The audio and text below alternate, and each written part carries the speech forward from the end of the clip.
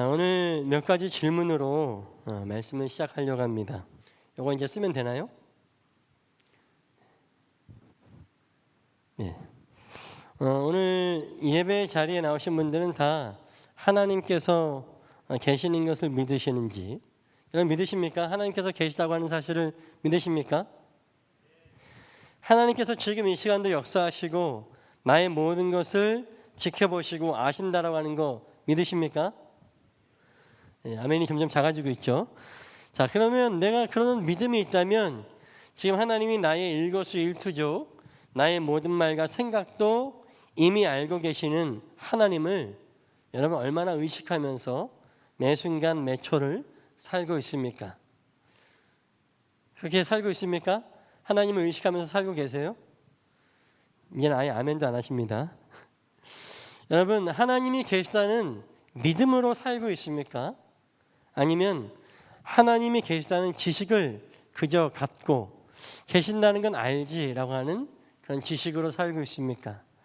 부디 원하건대 우리 모두는 하나님이 살아계시고 지금 이 순간도 나와 함께 계시고 그래서 내가 늘 하나님과 하나님을 의식하고 대화하고 호흡하며 살아가는 믿음의 삶을 살아가시는 우리 모두가 되시길 간절히 소원합니다. 오늘 말씀은 지난주에 나눴던 삶의 의미를 찾는 여정 시리즈의 두 번째 이야기입니다. 오늘은 우리가 믿는 믿음이 어떻게 형성되는지에 대한 이야기를 통해서 진정한 삶의 의미를 찾는 여정에 있어서 아주 중요한 기독교의 기본 진리에 대해서 좀 이야기 나누고자 합니다. 저희는 지난주에 말씀을 통해서 풍성한 삶을 살기 위한 이 삶의 의미를 찾는 여정에 들어오는 과정에 대해서 몇 가지 얘기했습니다.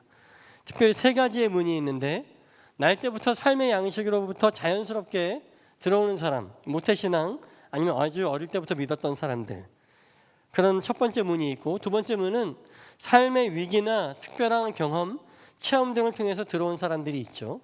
세 번째는 인생의 진리를 찾고 추구하고자 들어온 사람들이 이렇게 대표적으로 세 가지의 문으로 들어오는 유형이었습니다. 그러면서 이 말씀을 드리면서 이 세 가지 유형들이 궁극적으로는 삶의 양식으로 살던 사람들이 체험이나 위기 가운데 하나님을 만나야 되고 거기서 더 깊은 말씀, 진리를 추구함에 있어서 다음 단계로 넘어가면서 이것들이 서로 세 가지의 문으로 들어왔다 할지라도 서로 상호 선순환 되어야 이 여정을 건강하게 지키고 나아갈 수 있다라고 말씀을 드렸습니다. 또한 이 여정을 진행하는 데 있어서 대표적인 세 가지 장애물들이 있죠. 뭘까요?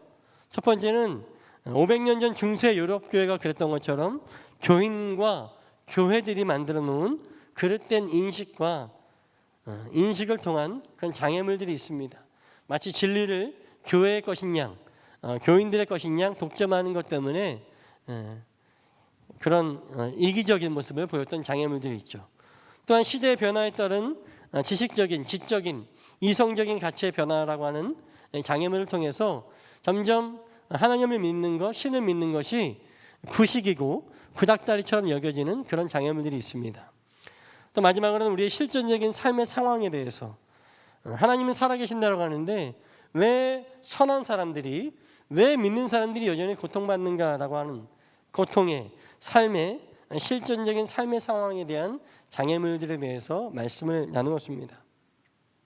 그리고 저는 이 장애물을 극복하기 위해서는 프랜시스 세퍼의 말과 같이 솔직한 질문이 필요하다라고 하는 거예요.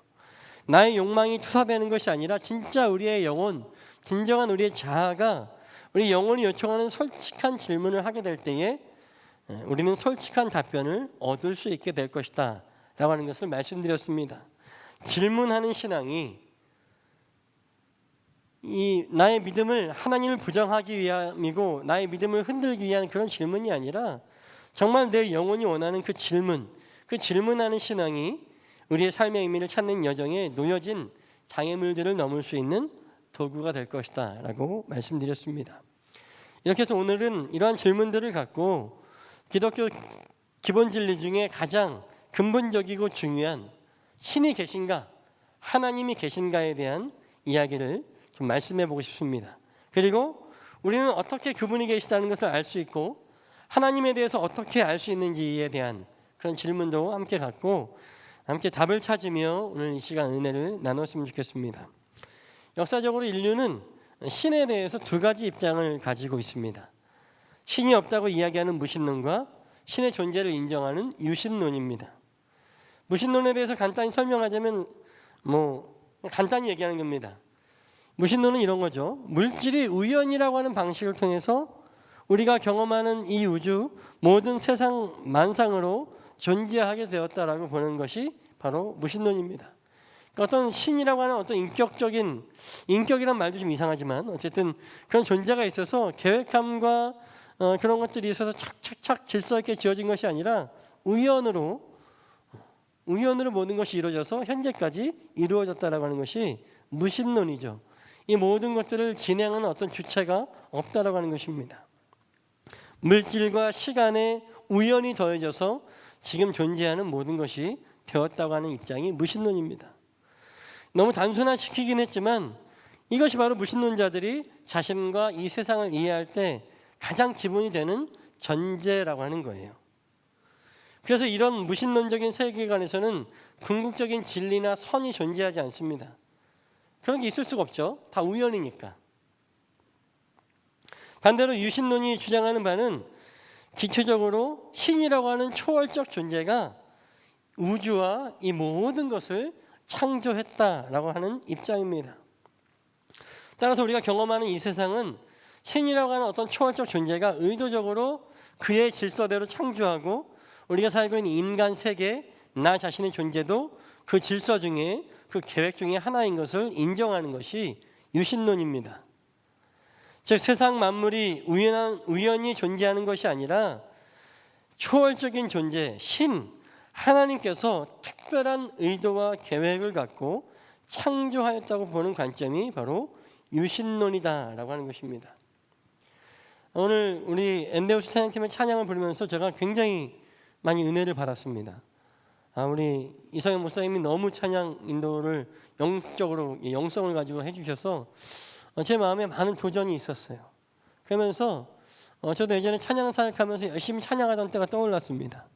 제가 항상 찬양 인도할 때마다 저는 항상 하나님께 그런 고백을 드렸어요. 하나님, 제가 오늘 이후로 목소리가 나오지 않아도 좋습니다. 제가 오늘 이후로 찬양을 하지 못해도 좋습니다. 오늘 나의 모든 것을 다 쏟아놓게 해달라고. 그런데 지금 제가 다 아시겠지만 호흡기에 좀 질환이 있어서 자유롭게 찬양하고 자유롭게 뛰는 게 좀 어려운 상황입니다. 아까 찬양을 부르면서 함께 기도하면서 하나님 앞에 그런 마음이 들더라고요. 하나님, 저도 삼손처럼 마지막 기회를 주시면 제가 정말 마음껏 주님을 찬양하다가 그렇게 쓰러져도 난 좋을 것 같습니다 라고 하는 마음을 주시면서 내가 이렇게 연약해지고 제가 이렇게 좀 힘든 상황에 있는 것도 하나님의 계획하심이 있겠다. 삼손이 그의 힘을 잃고 두 눈을 뽑혀도 그가 결국 하나님께 마지막 간구함을 통하여서 그 모든 적들을 다 한 번에 몰살시킨 그 사건들이 그의 불행도 그의 어떠한 상황적인 어려움도 하나님이 계획하신 질서가 있다고 하는 것이죠. 우리는 그런 다 유신론자들입니다. 하나님께서 현재 나의 상황, 나의 모든 것들을 다 인도하신다라고 우리는 믿습니다. 많은 사람들이 이렇게 유신론, 무신론에 대해서 이야기하면서 한 가지 갖고 있는 대표적인 오해가 있습니다. 뭐냐면 유신론은 종교적 입장, 종교적이라고 얘기하면서 반대로 무신론적인 설명은 과학적이라고 얘기합니다. 반대로 얘기하면 뭡니까? 유신론은 종교적이니까 비과학적이고 무신론은 비종교적이니까 과학적이다라고 인식하는 겁니다. 하지만 이것은 과학에 대한 잘못된 이해에서 시작된 오해라고 하는 거예요. 과학이 무엇이냐? 사람들이 세상을, 내가 살고 있는 이 세상 그리고 어떤 신적인 존재를 이해하기 위해서 만들어낸 방법 중에 하나라고 하는 거예요. 또한 이 과학이라고 하는 방법은 절대적인 방법이 아니기 때문에 과학이라고 하는 방법으로 모든 질문의 답을 얻을 수는 없다는 것입니다. 그리고 방금 말씀드린 것처럼 과학의 시작은, 과학이 생겨난 이유는 사실 신을 설명하고 증명하기 위해서 시작된 학문이 사실은 과학이었어요. 또 과학적인 방법론은 어떤 유물론에 입각해서 물질과 물질이 어떻게 반응하고 어떠한 현상이 나오느냐라고 밝혀내고 증명하는 것만이 과학의 전부는 아니라고 하는 거예요. 과학에는 우리가 아는 그런 과학 말고도 이론과학, 사회과학 등 여러 분야가 있다라고 하는 것입니다. 제가 몇 번 얘기했었지만 저는 사실 대학교 다닐 때 학부 시절에는 신학이 아니라 식품공학을 전공했습니다. 식품공학이라서 이렇게 음식을 만들고 하는 그런 낭만적인 학문이 아니라 곰팡이 키우고 술 담그고 이런 학문이었습니다. 근데 제가 부전공으로 생명공학을 전공했었는데 생명공학 교수님이 그렇게 얘기를 했어요. 나는 종교가 없는 사람이다. 나는 원래 무신론자였는데 오히려 그 생명공학 DNA 유전자 아주 미생물 초미생물들을 공부하면서 나는 종교가 없지만 신이 있다라고 하는 것을 믿게 됐다라고 하는 거예요. 이건 절대로 우연히 이렇게 만들어질 수 없다라고 하는 거예요. 하면서 DNA 인간 지놈 지도를 막 펼쳐 보이면서 이게 어떻게 우연히 지나가다가 우연히 철석부터 이렇게 만들어질 수 있겠느냐. 이거는 완벽한 하나의 예술 작품이고 완벽한 지도이며 하나님이 계획하신 바다라고 그렇게 이야기를 하는 걸 들었습니다. 그분은 정말 순수한 과학자였거든요. 무신론자 불가지론자였으나 오히려 강하게 심취하고 하나님이 창조하신 이 천지 만물을 살피면서 오히려 그게 하나님인지 그게 알라인지는 모르겠으나 신이 있다는 유신론에 대해서는 나는 찬성하는 바다라고 이야기하는 걸 들었습니다. 그리고 또 사실 과학이 한계가 있습니다. 왜냐하면 신이 있다는 것을 증명하는 것이 쉽지 않아요. 사람들이 관계하는 것은 신이 있다는 것을 증명하는 것이 쉽지 않다고 해서 신이 없다고 생각하지만 그러나 신이 없다라고 하는 것을 과학적으로 증명하는 것이 있다라고 증명하는 것보다 훨씬 더 수십 배 그 이상으로 어렵다라고 하는 거예요. 진짜 확률로 따지자면 신이 있다고 증명하는 것보다 신이 없다는 것을 증명하는 것이 훨씬 더 어렵다라고 하는 것입니다. 우리가 이런 것을 얘기하지는 않잖아요. 그리고 신의 존재는 절대 과학으로 증명될 수 없는 것이고 신이 어떤 과학적으로 증명된다면 설명된다면 그게 신이 아니잖아요. 더 이상. 그건 우리가 짐작할 수 있는 존재일 뿐이죠. 한마디로 신의 존재 여부는 과학이나 어떤 종교의 문제가 아니라 어떤 개인이 갖고 있는 어떤 세계관의 문제라고 하는 거예요. 그건 증명될 수 있는 것이 아니기 때문에 그렇습니다. 아인슈타인은 이렇게 얘기했습니다. 과학과 종교는 대립하는 것이 아닙니다. 과학이 없는 종교는 장님이고 종교가 없는 과학은 절름발이입니다. 라고 말했습니다. 위대한 과학자가 이렇게 얘기했어요. 종교와 과학은 진리의 탐구를 위해서 서로 보완하는 관계이지 적대시하는 관계가 아니다라고 하는 것입니다. 자칫 몇몇 학자들이 이렇게 유신론은 종교적인 것으로 그리고 비과학적인 것으로 무신론은 비종교적이며 최첨단의 과학적인 것으로 이야기하는 그런 오류와 오해와 그런 선동들이 있지만 그렇지 않다라고 하는 것입니다. 과학은 우리가 살고 있는 이 세상을 질문에 대해서 답하기 위한 방법 중에 하나이고 결코 그것으로 신을 증명할 수는 없다고 하는 것이죠. 따라서 어느 한쪽으로 극단적으로 치닫는 것은 과학적인 입장이나 종교적인 입장에서도 서로 도움되지 않는다고 하는 거예요.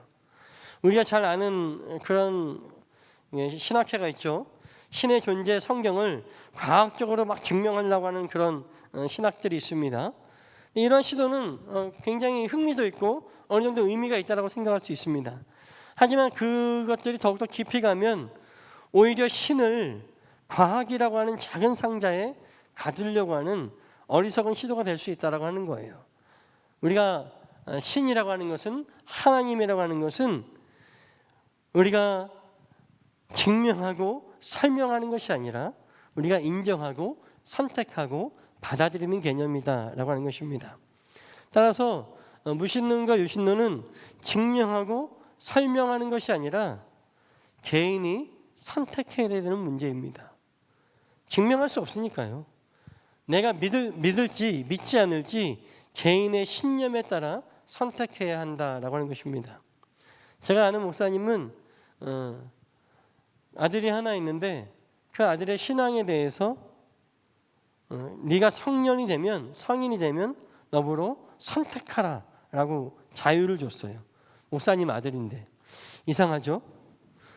근데 제가 봤을 때 그 아들이 약간 좀 날티가 나서 성인이 되면 교회를 떠날 것 같은 그런 우려가 있었습니다. 근데 되게 걱정이 됐거든요.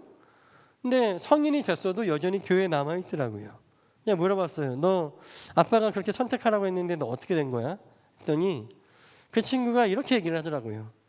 그럼에도 불구하고 하나님은 계신 것 같아요. 저는 그걸 선택하기로 했어요.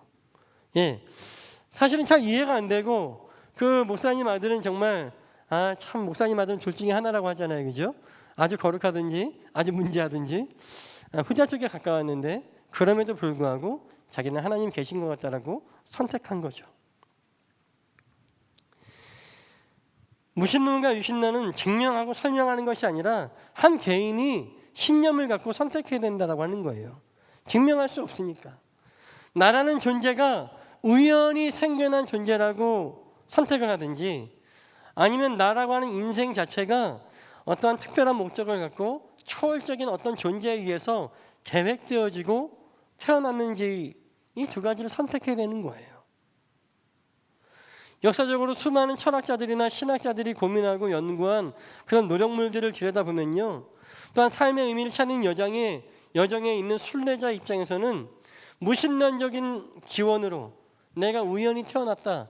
이 세상은 우연이다라고 하는 이런 것으로 나의 존재를 설명하는 것보다 유신론적인 나는 어떤 계획하에 태어났다라고 하는 것을 전제로 해석하는 것이 훨씬 더 우리 자신에게 유익하다는 결론을 우리는 얻을 수 있습니다. 사랑하는 여러분 무엇을 선택하시겠습니까? 신의 존재는 인간의 이성과 지각으로 완벽하게 증명할 수 없으니까 사실 우리의 어떤 선택이나 우리의 믿음이 완벽하지 않아도 괜찮아요. 그런데 내가 무신론, 믿음이 없는 사람으로 우연으로 살아가는 사람이 될지 아니면 유신론, 어떤 계획함에 있어서 그 계획에 내가 있다라고 하는 그런 믿음으로 살지에 대한 나의 삶의 전제와 기원이 어디에 있는지, 우연에 있는지, 계획함에 있는지를 고민하는 것은 굉장히 중요하고 꼭 필요한 일입니다. 여러분은 어디를 선택하시겠습니까? 제가 말씀 처음에 여러분들에게 질문을 드렸습니다. 여러분은 하나님이 계신다는 사실을 지식으로서 알고 있기만 하는 존재입니까? 아니면 하나님께서 계시다고 하는 것을 진짜 마음으로 믿는 사람들입니까? 그런 믿음을 전제로 신과 함께 살아가는 사람들입니까? 여러분 어떤 사람들이에요?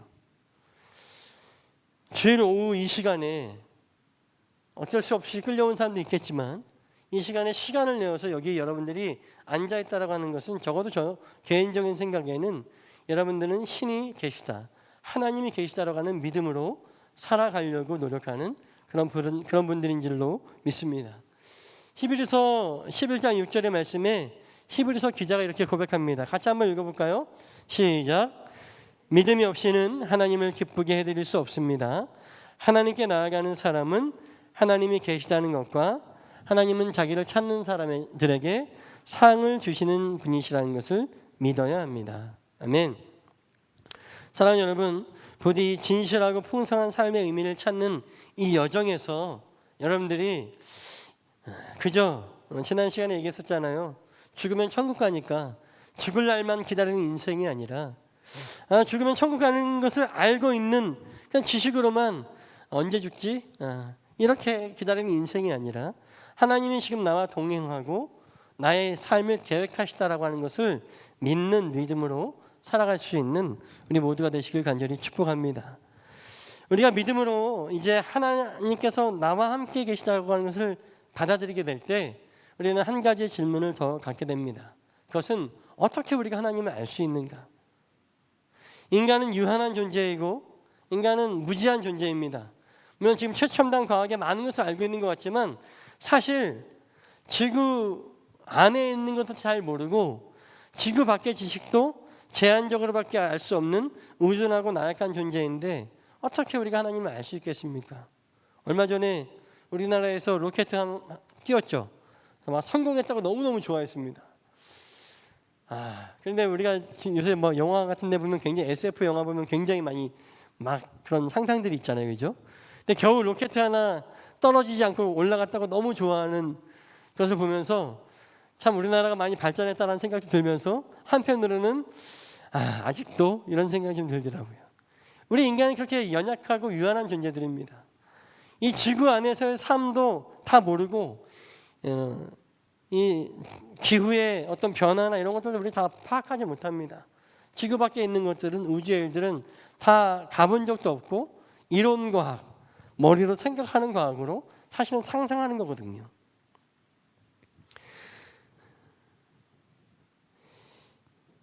이렇게 인간은 유한한 존재이기 때문에 어떻게 우리가 그 이상의 초월에 있는 하나님을 알 수 있을까? 여러분 상상해 보세요. 우리가 눈에 보이는 소위 과학적으로 증명할 수 있는 것도 다 모르는데 어떻게 그 과학 위에 초월적인 하나님을 우리가 알 수 있겠습니까? 그래서 유신론적인 입장에서, 즉 신이 계시다, 하나님이 있다라고 믿는 입장에서 굉장히 중요한 두 가지의 전제가 있는데 그것은 바로 소통하는가 소통하지 않는가라고 하는 것입니다. 즉 인간의 입장에서 바라볼 때 소통하는 신이 있고 소통하지 않는 신으로 나눌 수 있습니다. 요새 서구 사람들이 열광하고 있는 동양 철학 사상에서는 인간의 언어로 신과 소통이 불가능하다는 입장을 갖고 있습니다. 불교, 도교, 이런 선, 요가 이런 동양의 일반적인 사상에서는 종교에서는 신이라고 하는 인격적인 존재를 말하는 것이 아니라 어떤 궁극적인 진리가 있어서 그것이 인간과 소통하는 것이 아니라 스스로의 수행과 고행 등을 통해서 어떤 어나더 레벨의 진리를 알아가는 과정으로서 이해하고 있다고 하는 거예요. 이러한 자세가 대부분 세상 종교가 갖고 있는 자세입니다. 그래서 인생의 의미, 삼라만상의 의미에 대해서 끊임없이 질문하고 답을 생각하고 명상하고 토론하면서 스스로 묻고 스스로 답하는 자문자답하게 되는 말하자면 고등 종교라고 분류할 수 있는 종교가 되는 것입니다. 그리고 이런 고등 종교는 대부분의 문화에서 찾을 수 있다고 그래요. 신이 우리에게 진리를 알려주지 않기 때문에 인간은 스스로 깨달아야 된다고 하는 거예요. 그래서 불교에서는 이런 구도의 과정을 암중모색이다라고 얘기합니다. 암중모색. 이 말의 뜻은 어두운 가운데서 더듬으면서 찾는다라고 하는 의미예요. 그러다 보니까 특정 종교에서는 평생을 침묵하거나 면벽하거나 이렇게 스스로 절제하면서 특별한 고행들을 하면서 신을 찾아가는 행동들이 많이 있습니다. 그런 걸 보면 참 대단하시다라고 하는 생각도 들기도 합니다. 그러나 소통하는가 그렇지 않은가 이런 부분이 기독교와 다른 종교의 가장 큰 차이점이라고 하는 것은 기독교의 신은, 기독교의 하나님은 소통하시는, 대화하시는, 우리와 교제하시고 나누시는 하나님이시다라고 하는 것입니다. 성경에서 하나님께서는 인간의 연약함을 아셨던 분입니다. 왜냐하면 하나님이 인간을 지으셨기 때문에 인간이 어떤 존재인지 알아요. 그래서 절대적으로 인간의 노력으로는 나를 알 수도 없고 진리에 다다를 수 없는 것을 아시기에 하나님께서 먼저 우리를 찾아오셨다라고 말씀하고 있습니다. 이것을 신학적 용어로는요, 선행 은총이라고 먼저 주신 은혜라고도 이야기합니다. 즉 성경을 근간으로 하는 이 기독교 신앙은 하나님께서 먼저 인간과 소통하셨다라고 하는 것을 믿는 신앙, 믿는 믿음이라고 하는 겁니다. 즉 하나님은 소통하는 신이고 우리 기독교 신앙, 유신론 중에 우리 기독교 신앙은 신이 우리와 소통한다라고 하는 것을 믿는 신앙입니다. 이것이 바로 기독교 신앙의 가장 핵심적인 전제이자 다른 타 고등 종교와 분명한 차별점이라고 하는 거예요. 이 그림에 보면 이런 것들이 이야기했죠. 지금까지 이야기한 부분들 간단하게 도표로 설명하면 무신론은 물질, 시간, 우연히 만나서 이렇게 된 거고, 유신론 중에 고등 종교는 인간의 어떤 노력으로 계속해서 진리를 찾아가는 과정이지만, 그러나 제일 쉬워 보이는 것이 가장 여러분 보시기에 오른쪽에 있는 이 기독교 신앙은 이런 거예요.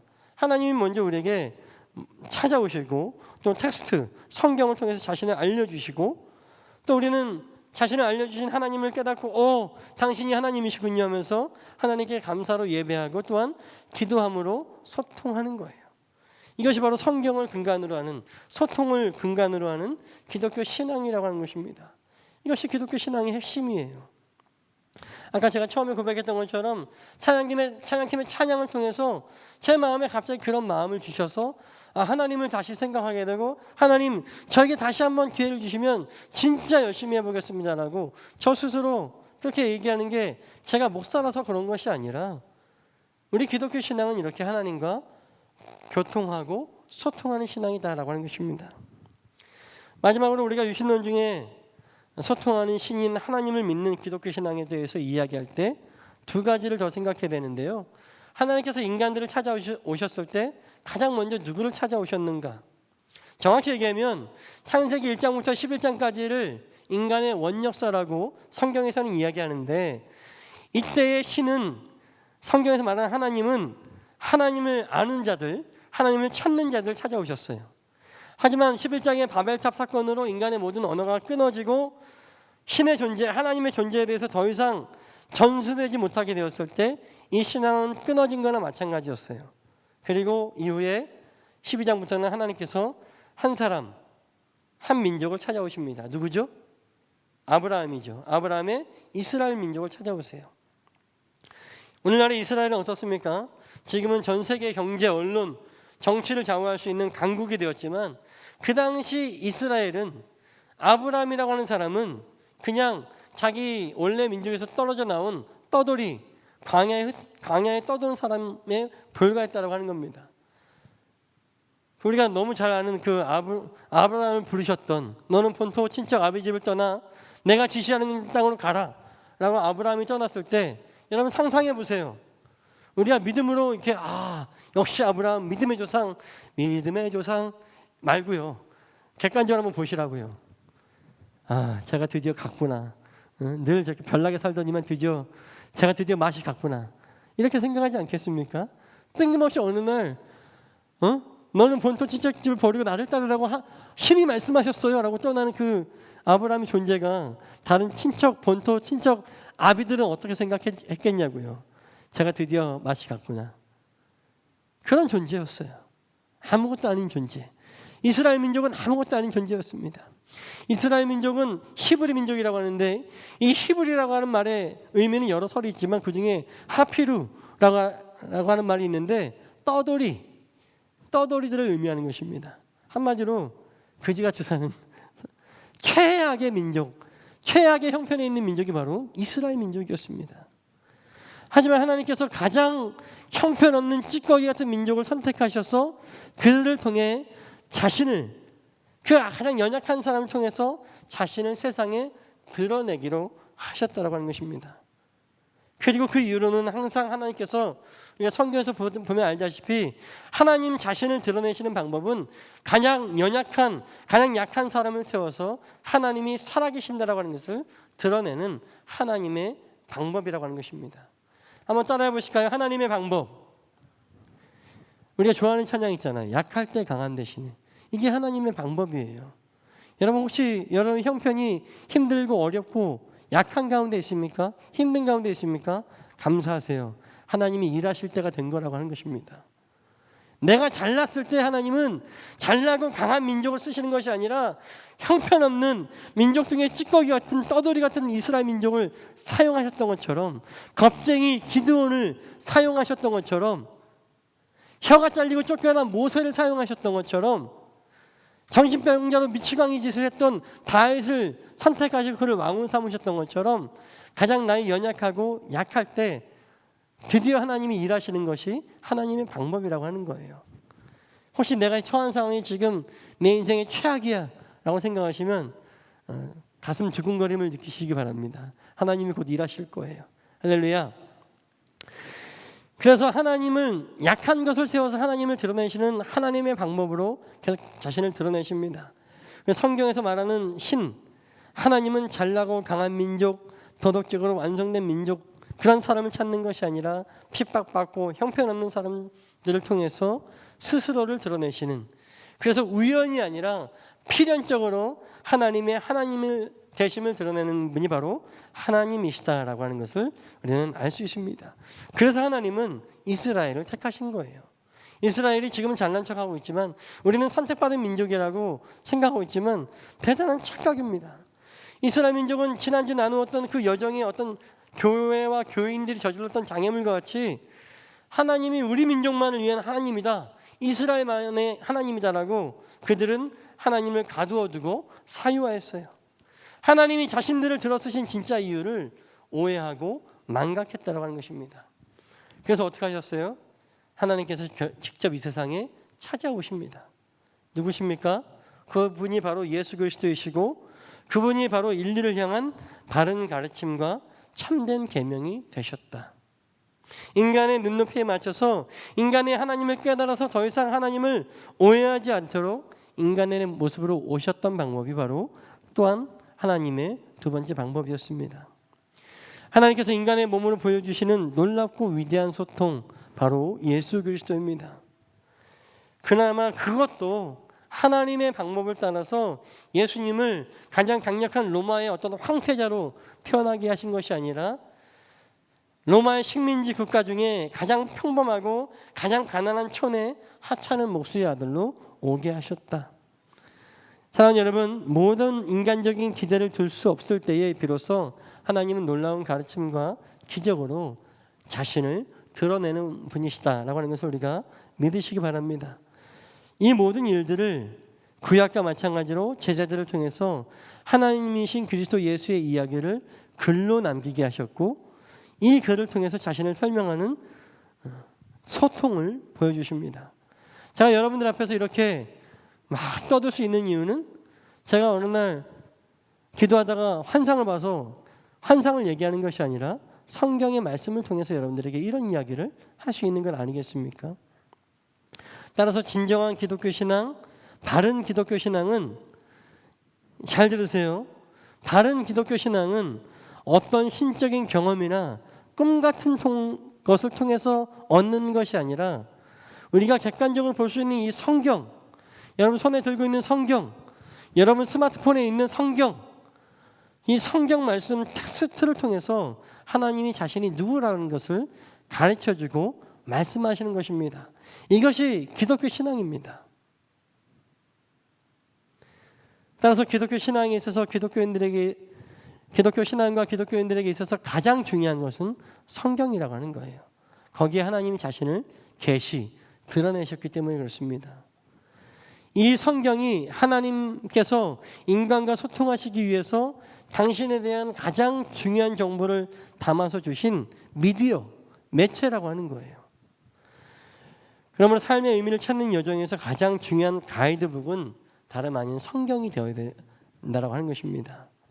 우리가 이 삶의 의미를 찾는 이 여정에서, 이 신앙생활의 여정에서 우리가 정말 관심을 가져야 될 것은 복 받는 거, 성공하는 거, 잘 되는 것이 아니라 이 성경이라고 하는 텍스트를 통해서 하나님께서 우리에게 보여주고 가르쳐주고자 하시는 것, 하나님이 보이고자 하시는 하나님이 어떤 분인지를 알아가는 것이 가장 중요하다고 하는 것입니다. 이것이 우리 인생 여정의 가장 중요한 부분이에요. 더 중요한 것은 무엇입니까? 이 성경에 대해서 다른 사람의 설명이 아니라, 즉 저의 목사의 어떤 설교나 성경 해설서나 책자 등이 아니라고 하는 거예요. 본인이 이 말씀을 읽어야 돼요. 스스로 성경을 읽으면서 하나님이 이런 분이시구나, 하나님은 내게 이런 존재이시구나라고 깨닫는 것이 훨씬 더 중요하다고 하는 거예요. 내 스스로 읽고 깨닫지 않으면 백날 이야기해도 소용없습니다. 제가 목사의 직업을 유지할 수 있는 큰 은혜이죠. 스스로 읽는 분이 많이 안 계셔서. 그런데 스스로 읽고 본인 스스로 하나님에 대해서 만나고 깨달아야 돼요. 제가 좀 별도 얘기인 것 같지만 제가 예전에 있는 교회에서 중보기도회를 인도하면서 늘 그 노건산인들, 어머니들한테 늘 얘기해요. 자녀들을 위해서 그렇게 백날 기도해봤자 소용없다. 자녀들이 자신을 위해서 기도해야 되지. 자녀들이 믿음을 갖고 자녀들이 믿음 생활을 하나님을 믿겠다고 선택하고 그들 스스로 하나님 앞에 부르짖고 기도하는 게 더 중요하지. 여러분들이 백날 우리 아들 잘 되게 해달라고, 성공하게 해달라고, 승진하게 해달라고, 취업하게 해달라고 기도해봤자 여러분의 정성을 하나님께서 들으시겠지만 제일 중요한 것은 본인이 기도해야 된다고 하는 거예요. 무슨 말씀입니까? 이 성경 말씀을 통해서 목사의 설명이나 어떤 책이 아니라 여러분들이 스스로 성경을 읽으면서 성경을 깊이 묵상하면서 이 안에 계신 하나님이 어떤 분이신지, 이 하나님은 내게 어떤 존재인지를 깨닫는 게 훨씬 더 중요하지. 여러분, 교과서가 중요하잖아요. 참고서가 중요한 게 아니라. 여러분 다 학창시절에 공부해 보셨잖아요. 여기 딱 보니까 공부 잘하신 분들 몇 분 이렇게 한두 분 보이는데, 공부 잘해본 분은 아시잖아요. 교과서가 중요한 겁니다. 참고서보다. 사랑하는 여러분, 삶의 의미를 찾는 이 여정 가운데 성경이 없다면, 하나님께서 우리와 소통하시고자 하는 진짜 이 미디어, 이 성경이 없다면 우리가 하나님을 아는 것은 절대적으로 불가능하다라고 하는 사실을 깨닫기를 바랍니다.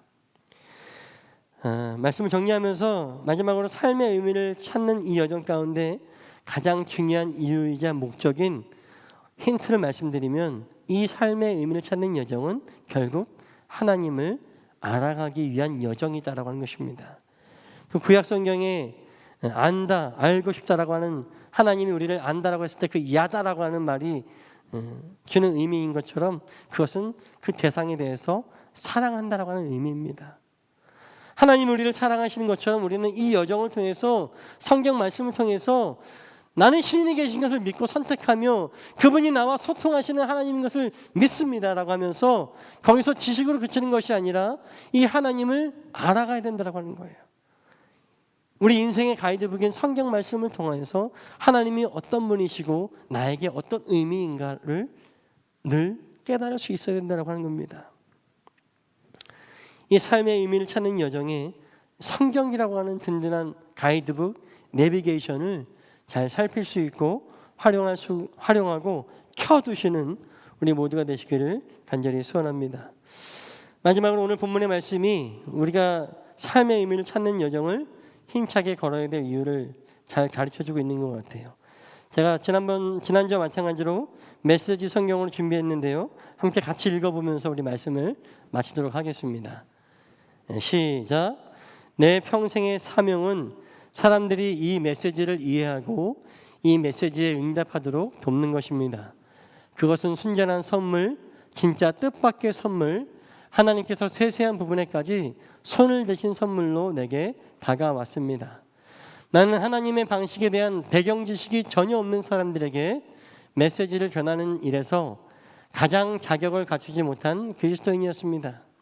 하나님께서는 그런 나를 준비시키셨습니다. 그러나 여러분은 그것이 나의 타고난 능력과는 아무 상관이 없는 일임을 알 것입니다. 그러므로 나는 내 생각을 훨씬 뛰어넘는 일들, 곧 그리스도의 다함 없는 부여와 관대하심을 말과 글로 전합니다. 나의 임무는 이 모든 것을 처음 창조하신 하나님께서 줄곧 은밀히 해오신 일을 알리고 밝히는 것입니다.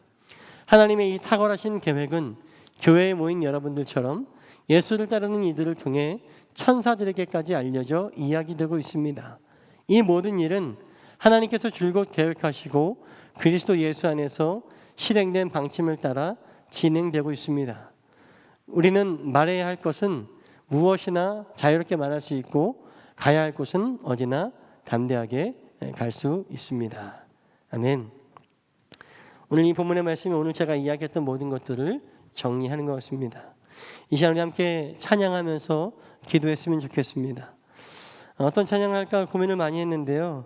내 안에 가장 귀한 것이라고 하는 찬양이 있는데요. 찬양팀 준비해 주시고요. 함께 나오셔서 함께 찬양해 주시면 좋을 것 같습니다. 이 찬양을 찬양하면서 우리와 소통하기 원하시는 하나님의 마음을 생각하면서 하나님을 더욱더 알아 주님을 더욱더 사랑하기로 결단하며 찬양하겠습니다.